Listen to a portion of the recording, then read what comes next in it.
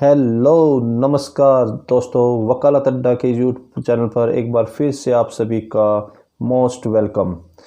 तो दोस्तों, आज की इस वीडियो में हम बात करेंगे कि वकील और जज किस तरीके से बना जाए।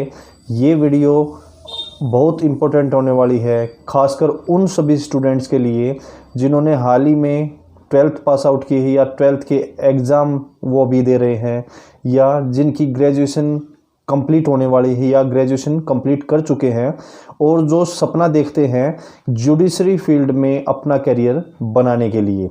तो वीडियो को स्टार्ट करने से पहले अगर आपने इस चैनल को सब्सक्राइब नहीं किया है तो इस चैनल को सब्सक्राइब कीजिए, बेल आइकन को प्रेस कीजिए ताकि जो भी अपडेट जुडिशरी के रिगार्डिंग, लीगल फील्ड के रिगार्डिंग हम लेकर आए वो आप तक पहुंचती रहे। और अगर आपने चैनल को लाइक नहीं किया तो लाइक कीजिए और ज़्यादा से ज़्यादा अपने ग्रुप्स के अंदर शेयर कीजिए। तो फ्रेंड्स, सबसे पहले जैसा कि आपको स्क्रीन पर दिखाई दे रहा है, दो सेगमेंट के लिए रिगार्डिंग हम बात करेंगे। एक तो जज एंड सेकंड एडवोकेट के रिगार्डिंग। तो अगर बात करें हम जज के लिए तो देखिए, जो मेन जो कैटेगरी होती है इसमें दो तरह के कैंडिडेट के रिगार्डिंग बात करेंगे। एक तो वो जिन्होंने अपनी एलएलबी कंप्लीट कर चुके हैं और एक वो जो सिंपल ग्रेजुएट हैं या जिन्होंने अभी जस्ट अपनी 12th पास आउट की है। तो फ्रेंड्स देखिए, इन कैंडिडेट्स के लिए मैं डिटेल में ये बताना चाहता हूँ कि अगर आप जुडिशरी लाइन में या एडवोकेसी लाइन में अपना करियर बनाना चाहते हैं तो इस ग्रेजुएशन के बाद में आप चूज़ कर सकते हैं एलएलबी कोर्स को। इसकी ड्यूरेशन जो रहती है वो रहती है 3 ईयर। अगर ग्रेजुएशन के बाद में आप एलएलबी में एडमिशन लेते हैं तो 3 ईयर का ये कोर्स रहता है।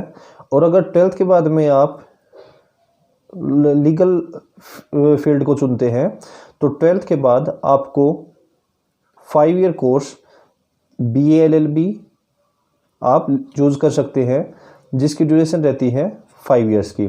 और जो कैंडिडेट अभी इसी स्टेज में हैं, जिनकी एलएलबी परसुइंग है या बीए एलएलबी उनकी अभी परसुइंग है, तो आफ्टर एलएलबी इनकी जो डिमांड है, दोनों की इम्पोर्टेंस जो है वो सेम रहती है, इनके अंदर कोई भी डिफरेंस नहीं होता है। अब बात करें अगर कि आफ्टर एलएलबी उनको स्टेट बार के जिस भी स्टेट के अंदर वो हैं उस स्टेट बार में उनको एनरोलमेंट करवाना होता है एज एन एडवोकेट के लिए। जैसे उनका एनरोलमेंट होता है उसके बाद में वो एलिजिबल हो जाते हैं कोर्ट के अंदर अपना केस फाइल करने के लिए और केस को लड़ने के लिए। तो एक तो है ये एडवोकेसी के लिए मैंने आपको बताया, ये है स्टेज जिसमें कि आपका स्टेट बार में रजिस्ट्रेशन होगा तो आप क्या है एडवोकेट बन जाते हैं। अगर आप चूज करते हैं जुडिशरी के लिए तो देखिए फ्रेंड्स, अभी भी मैं आपको रिसेंट की वैकेंसीज़ की बात करूं तो अभी भी जुडिशरी के रिगार्डिंग काफ़ी वैकेंसीज पास आउट हो चुकी हैं, जिसमें से बिहार जुडिशरी है जिसमें 155 पोस्ट अनाउंस हो चुकी है और जिसके फॉर्म फिल हो रहे हैं। उत्तराखंड जुडिशरी के फॉर्म निकल चुके हैं।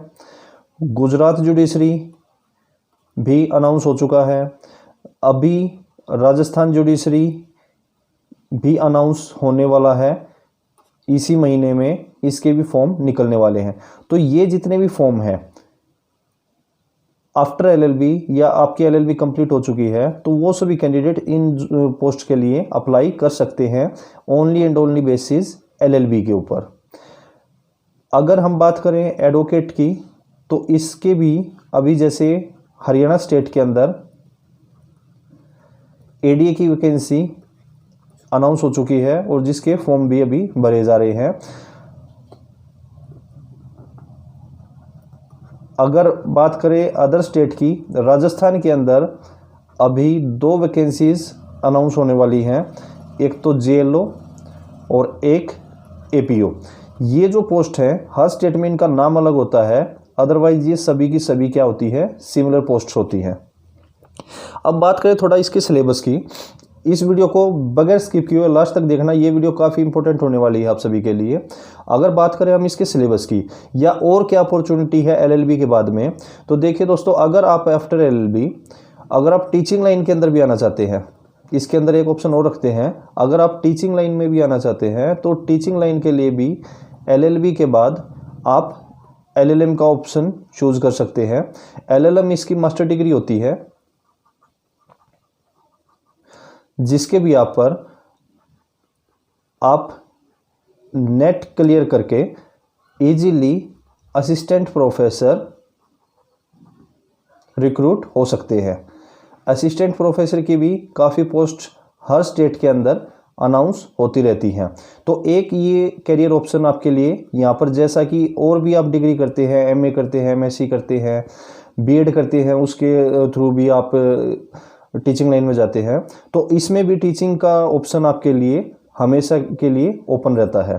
तो इसमें आपको 3 ऑप्शंस मिलते हैं। एक तो आप जज के लिए जा सकते हैं, वकील के लिए जा सकते हैं, या टीचिंग लाइन के लिए जा सकते हैं।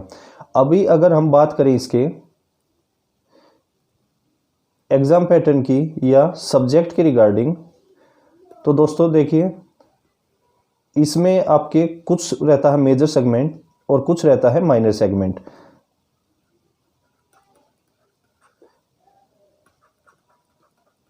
जज एंड एडवोकेट, इन दोनों में सिमिलरिटी जो है सब्जेक्ट्स की, वो आपकी रहती है। सब्जेक्ट में कोई भी चेंज नहीं रहता, और जो एग्जाम पैटर्न है उसमें थोड़ा सा चेंज होता है, अदरवाइज सब्जेक्ट आपका लगभग सेम रहता है। अब इसमें 2 कैटेगरी बनती है आपके सब्जेक्ट के रिगार्डिंग। एक होता है मेजर पार्ट और एक होता है माइनर पार्ट। अगर मेजर पार्ट की बात करें तो Indian penal code,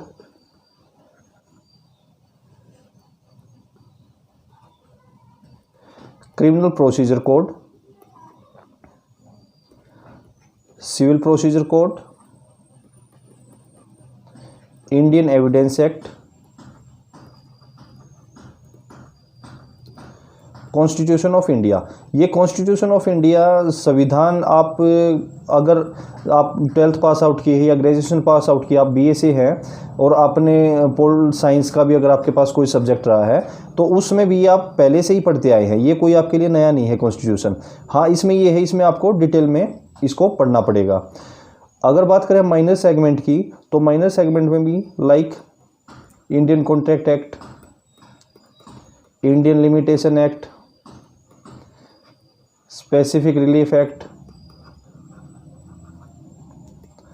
and other काफ़ी इसमें सब्जेक्ट आते हैं, जो क्या है स्टेट टू स्टेट वेरी करते हैं, ये कोई फिक्स नहीं होता है। बट ये जो सेगमेंट होता है मेजर, क्योंकि देखिए इस माइनर को करने के लिए आपको सबसे पहले कमांड बनानी होती है इस मेजर सब्जेक्ट के ऊपर। यही हर एग्ज़ाम के अंदर ये काफ़ी इम्पोर्टेंट रोल प्ले करते हैं। अगर मान लीजिए आपका 100 मार्क्स का आपका एग्ज़ाम होता है, तो उस 100 मार्क्स में से अप्रोक्स आप मान के चलिए 70 to 80 मार्क्स आपका ये वाला जो पोर्शन है ये उसमें कैरी करता है। तो सबसे पहले आप स्टार्ट कीजिए Indian penal code, CrPC, CPC, Indian evidence act, और इसी के अंदर जैसे सिविल सीपीसी है, ये हमारा सिविल पोर्शन है, और इंडियन पेनल कोड और सीआरपीसी ये हमारा क्रिमिनल पोर्शन है। तो अगर सिविल में बात करें तो माइनर में भी ये जो सिविल है इसी को फॉलो करते हुए काफ़ी एक्ट इसमें आपको माइनर में मिलेंगे, और इस क्रिमिनल को ही फॉलो करते हुए काफ़ी एक्ट आपको इसमें माइनर में मिलेंगे। तो अगर इसके ऊपर आपकी अच्छी कमांड हो जाती है तो इसको करना काफ़ी आसान रहता है। अब आगे अगर बात करें हम इसकी कि सर हमने एडमिशन भी ले लिया, या हमारी एलएलबी कंप्लीट हो चुकी है, या अभी हम एज ए एडवोकेट हम रजिस्टर्ड भी अपने एनरोल भी अपने आप को करवा चुके हैं, तो हम स्टार्ट कहाँ से करें? तो देखिए सबसे पहले स्टार्टिंग हर किसी की 0 से ही होती है। अगर आपने, क्योंकि मैं भी समझता हूँ कि जो कॉलेज टाइम में अगर आपका कोर्स चला है तो कॉलेज में स्टूडेंट्स काफ़ी कम ध्यान दे पाते हैं इस चीज़ के ऊपर, या क्लासेस का भी लगभग ऐसा ही रहता है कि उनकी तैयारी इस तरीके से नहीं हो पाती और सब्जेक्ट के ऊपर उनकी जो कमांड है काफ़ी कम हो पाती है। तो मैं आपको ये बताता हूँ कि अगर आप स्टार्ट करते हैं, आज भी आप स्टार्ट करते हैं, तो आपको विद इन 6 मंथ, कम से कम आपको 6 महीने का आपको टाइम चाहिए ही चाहिए, और ये जाता है 1 ईयर तक आपके जो कोर्स को कंप्लीट करने के लिए। जो अभी मैंने पिछली स्लाइड में आपको दिखाया, जितना भी मेजर पोर्शन है, सबसे पहले आपको तैयारी करनी चाहिए, अपनी स्टार्ट जो करें वो करें मेजर पोर्शन से, माइनर की तरफ आप ध्यान न दें बिल्कुल भी। एक बार आप अपने मेजर के ऊपर पकड़ बनाइए अच्छे से। अगर मेजर आपका स्ट्रॉन्ग हो जाता है तो माइनर कुछ भी नहीं रहेगा। तो मैं आपको प्रेफर करूंगा कि सबसे पहले आप स्टार्ट कीजिए इंडियन पिनल कोड से। इंडियन पेनल कोड जो 1860 का कानून है, और जितना भी हम टेलीविज़न के ऊपर देखते हैं या न्यूज़पेपर के अंदर पढ़ते हैं, या कोर्ट की अगर आपने कार्रवाई देखी हो यूट्यूब पर, या कहीं भी आपने कोर्ट का कोई प्रोसीजर, या किसी भी आपके रिलेटिव में, घर परिवार में कोई भी ऐसी वो हुई, ऐसे कोई क्रिमिनल आपने मैटर सुना हो, तो वो सभी जो क्रिमिनल मैटर है उनका जो डिस्क्रिप्शन है वो आपका दिया हुआ है इंडियन पेनल कोड में, इसी के अंदर।